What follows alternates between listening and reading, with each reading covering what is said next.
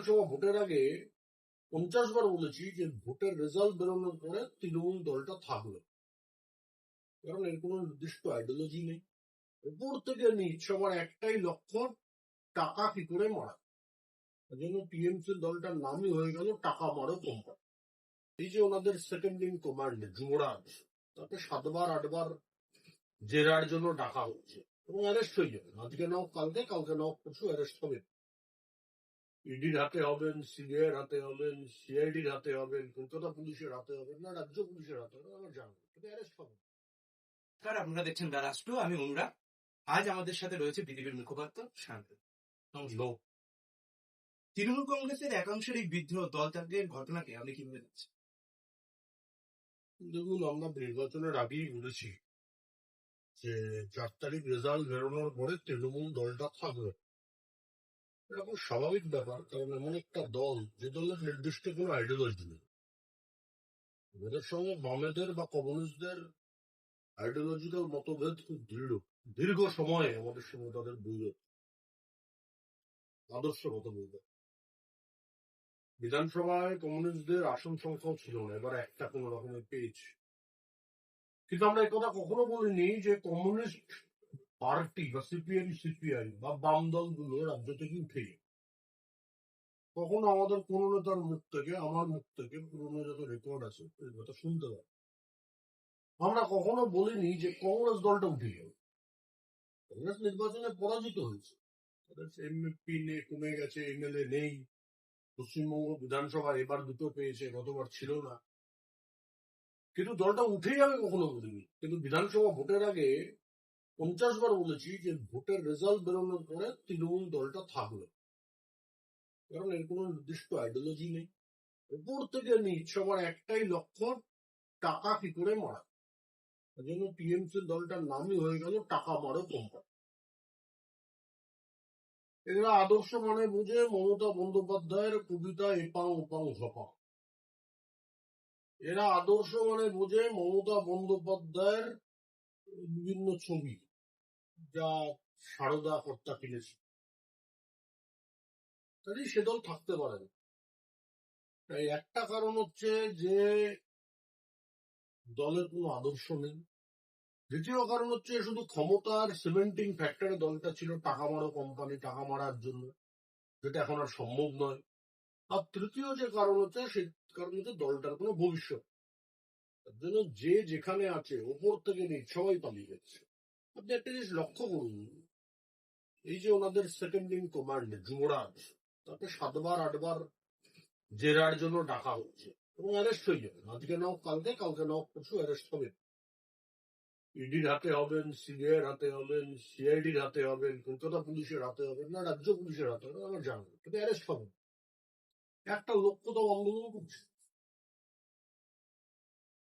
যখন বিভিন্ন আন্দোলনে অংশ নেওয়ার জন্য বিজেপি কর্মীদের বা নেতাদের পুলিশ ডাকতো আমাদের বলে, হাজার হাজার কর্মীরা রাস্তায় নামত তার প্রতিবাদ। অভিষেক বন্দ্যোপাধ্যায়ের জন্য কোনো প্রতিবাদ উঠছে রাস্তায়? বরঞ্চ কালকে কয়েকজন বোরখা পরে জাহাঙ্গীরের জন্য করতে গেছিল। এর থেকে বোঝা যায় যে তৃণমূল দলটা ভ্যানিশ হয়ে গেছে, কর্পূরের মতো উঠে গেছে। এবং এটা এক্সপেক্টেড ছিল, তার জন্য সবাই দল ছেড়ে দিল।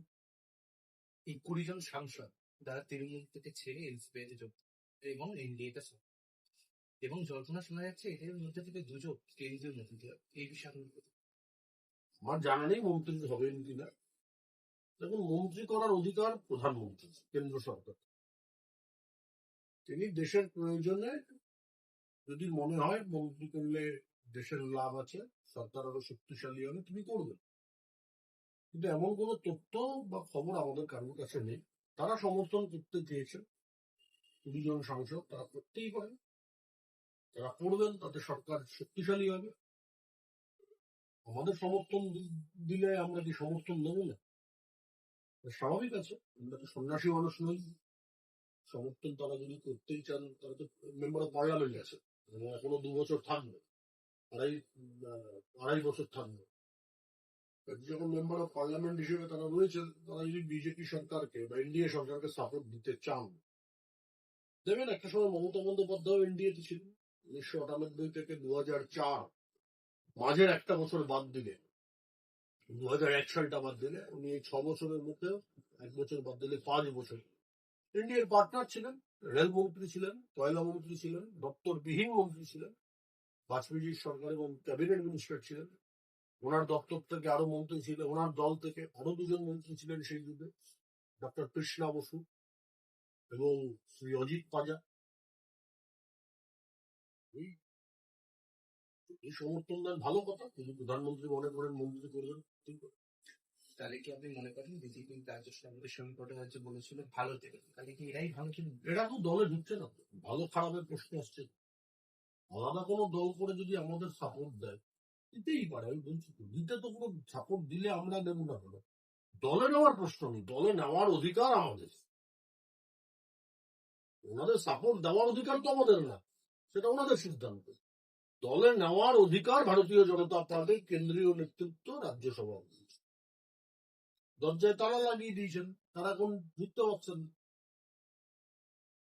যেহেতু তারা ঢুকতে পারবেন না, দলে নেওয়া হবে না, সে ভালো হোক খারাপ হোক যাই হোক, আপাতত দলে নেওয়ার প্রশ্ন নেই। এই মুহূর্তে আপনারা দাঁড়িয়ে কি মনে করছেন আপনাদের প্রধান বিরোধী কার? রাজনীতি বিধানসভায় তো তৈরি হয়েছে বিরোধী দল। বিধানসভায় তো শ্রী ঋতব্রত বন্দ্যোপাধ্যায়ের নেতৃত্বে যারা এখনো তৃণমূল বলছেন তারাই বিরোধী। স্বাভাবিক সংসদীয় নিয়মে প্রধান বিরোধী দল ঋতব্রত বন্দ্যোপাধ্যায়ের নেতৃত্বে এখন যারা তৃণমূল বলে পরিচয় দিচ্ছেন, সেখানে 62 না 64 জন বিধায়ক আছে, তারাই বিরোধী। কাল আমরা দেখলাম সর্বদলীয় বৈঠকে তৃণমূল কংগ্রেসের যারা কুণাল ঘোষ তাদের দেখা হলো। কুণাল ঘোষ, শোভনদেব চট্টোপাধ্যায় তো পদাধিকারী নন। মিটিং তো হচ্ছে, দেখুন বিধানসভায় কারা আছে, বিধানসভায় আছে 5টা দল। বিজেপি দলের নেতাকে শ্রী শুভেন্দু অধিকারী, তিনি বা তার মনোনীত যিনি বিধায়ক আছেন তিনি গেছেন, বা মন্ত্রী আছেন তিনি গেছেন। 2 নম্বর দল হচ্ছে তৃণমূল কংগ্রেস, তাদের নেতাকে ঋতব্রত বন্দ্যোপাধ্যায়। হয় ঋতব্রত বন্দ্যোপাধ্যায় আসবেন বা তার মনোনীত কোনো নেতা আসবেন। 3 নম্বর দলকে কংগ্রেস দল, তাদের 2 জন বিধায়ক, হয় তাদের কেউ এসছেন। 4র্থ দলকে সিপিএম, তাদের 1 জন বিধায়ক। আর 5ম দল আইএসএফ, নওশাদ সিদ্দিকী, নিশ্চয়ই তিনি এসছেন। ঋতব্রত বন্দ্যোপাধ্যায় কাকে পাঠিয়েছেন বা নিজে এসছেন, এটা তাদের বিষয়। কি করে আপনি একটা দলের আলাদা করে কুণাল ঘোষকে ডাকবেন বা শুভেন্দু চট্টোপাধ্যায়কে ডাকবেন? বিধানসভার স্পিকারকে তো আইনসা তার অনুমতি দেয় না, যিনি দলীয় নেতা তাকেই রাখতে হবে। সেটাই করেছে হয়েছে। কালকে ঋতব্রত বন্দ্যোপাধ্যায়কে সরিয়ে যদি শুভেন্দু চট্টোপাধ্যায় ওনাদের বিরোধী দলের নেতা হন, তবে ওনাকেই ডাকা হবে বা ওনার মনোনীত ব্যক্তিকেই ডাকা হবে। আপনি কি মনে করেন এই বিদ্রোহী তৃণমূলদের ভিড়ে পুরনো যারা বিজেপি কর্মীরা আছে তারা কোনটা হবে? দলে আসছে না তো। বিদ্রোহী তৃণমূল কি আছে কারা আছে আমরা জানি। তারা আপনারা দল করেছেন, যেমন তৃণমূল কংগ্রেসে মমতা বন্দ্যোপাধ্যায় তৃণমূল কংগ্রেস তৈরি করেছিলেন কংগ্রেস ভেঙে। প্রায় একই পদ্ধতিতে তৃণমূল কংগ্রেস ভেঙে আর একটা দল 20 জন সাংসদ নিয়ে দিল্লিতে তৈরি হয়েছে। সেদিনও মমতা বন্দ্যোপাধ্যায় বিজেপিতে আসেন, আজকেও যারা এনসিপিআই করছেন তারা কেউ বিজেপিতে আসছেন। কাজে বিজেপির সঙ্গে আলাদা কোনো বিষয় নেই। এই সমগ্র রাজ্য জুড়ে যে হকার উচ্ছেদ হচ্ছে এই বিষয়ে আপনি কি? হকার উচ্ছেদ তো দরকার ছিল, কিছু হেরিটেজ জায়গাকে বাদ দিয়ে বাকি জায়গাগুলো, ফুটপাথ গুলো সব দখল হয়ে গেছে। স্প্ল্যানেডের হকার উচ্ছেদ তাড়াতাড়ি করা যায়, ধর্মতলা চত্বর ফুটপাথ দিয়ে চলা যায়। ফুটপাথ কলকাতা শহরে তৈরি হয়েছে পথচারীদের জন্য। স্টেশনগুলোর আধুনিকীকরণ বন্ধ হয়ে গেছে। হকার উচ্ছেদ খুব জরুরি কাজ। কয়েকটা যেগুলো হেরিটেজ জায়গা সেগুলোকে বাদ দিয়ে এবার যেখানে মনে হবে হকারদের পুনর্বাসন দেওয়ার প্রয়োজন, সেখানে সরকার নিশ্চয়ই দেবেন।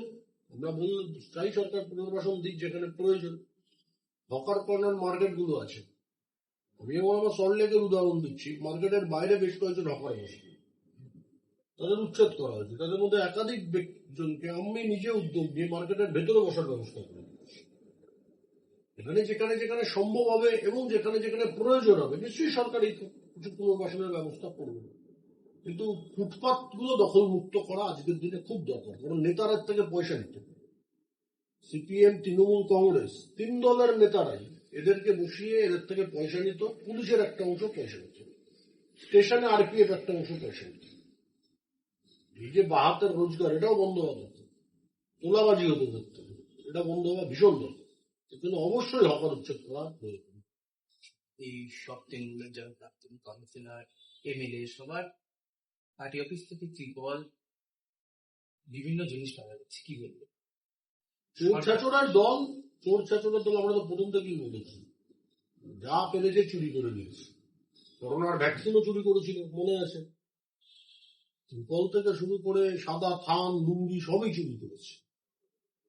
আর বড় বড় কথা বলে, যখন আপনার ত্রাণের সামগ্রী এসছে, যদি কিছু আনডিস্ট্রিবিউটেড থাকে সেটা অফিসে ফেরত দিয়ে দিন। গত 6 মাসের মধ্যে তো কোনো ন্যাচারাল ক্যালামিটি হয়নি যে সেগুলো 6 মাস ধরে ওয়ার্ড অফিসে পড়ে আছে, নিজের বাড়িতে পড়ে আছে, কাউন্সিলরের অফিসে পড়ে আছে, এমএলএ অফিসে পড়ে আছে। কেন? এবং যাদের যাদের থেকে উদ্ধার হচ্ছে তাদেরকে গ্রেপ্তার করা হচ্ছে। কারণ এগুলো প্রচুর বিক্রি বাট্টা হচ্ছে, এগুলো আসলে খোলা বাজারে বিক্রি করা হচ্ছে এবং হচ্ছিল। যেগুলো পরে করা হবে ভাবা হচ্ছে, কোনো ভাবতে পারেনি এরা যে 4 তারিখে এরা ক্ষমতার বাইরে চলে যাবে, ভেবেছিল তারপরে আরো বেশি দামে বিক্রি করবে। ইমিডিয়েট এদের গ্রেপ্তার করেছে। আমি জানি না কালকে একজনের কাউন্সিলরের অফিস থেকে না ওয়ার্ড অফিস থেকে অনেক কিছু উদ্ধার হয়েছে, এখনো তাকে কেন কলকাতা পুলিশ গ্রেপ্তার করবে? অবিলম্বে গ্রেপ্তার করে, কারণ নো মার্সি, জিরো টলারেন্স। আপনি একসময় বসিরহাট লোকসভার প্রার্থী হয়েছেন, আজ সকালবেলা বসিরহাটের তৃণমূল নেতা শাহানুর মন্ডল অ্যারেস্ট হয়েছে। এদের দেখুন, এদের আমি বিন্দু বিন্দু ছিল। এই শাহানুরের কাজ ছিল টাকি এবং আশেপাশের হিন্দুদের বাড়ি দখল করা। এরা আরো বড় অপরাধ করেছে, ওখানে একটা সিন্ডিকেট চলে উত্তর 24 পরগনা এবং দক্ষিণ 24 পরগনা। সেটা হচ্ছে বিয়ালারও অফিসে রেকর্ড চেঞ্জ করে। এই শাহানুর হচ্ছে তার একজন কিংপিন এইসব কাণ্ড করতে। উত্তর 24 পরগনা, দক্ষিণ 24 পরগনা তো এরকম আছে। বিএলআরও অফিসে আপনার নামে বাড়ি, আপনি জানতেই পারলেন না। 7 বছর পরে আরেকজন এসে বাড়ির ক্লেম করলো, জমির ক্লেম করলো। কি ব্যাপার? বলে আপনার কাকারা তার অংশটা বিক্রি করে দিয়েছে। এরকম এসছে মানুষ আমার কাছে। বারুইপুরের কেস, টাকির পাশের কেস, যে আমরা জানতেই পারিনি একজন এসে ক্লেম করছে যে আমার জমি ছেড়ে দিন। বলছে কি করে ভাই? বলে আপনার 25 বছর আগে আমি এটা কিনেছি, আমার বাবা কিনেছে।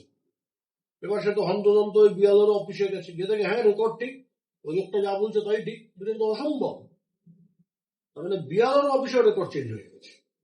এই বিভৎস কাজ গত কয়েক বছর ধরে শাহানুর এবং তার দলবল উত্তর 24 পরগনা, দক্ষিণ 24 পরগনায় করেছে।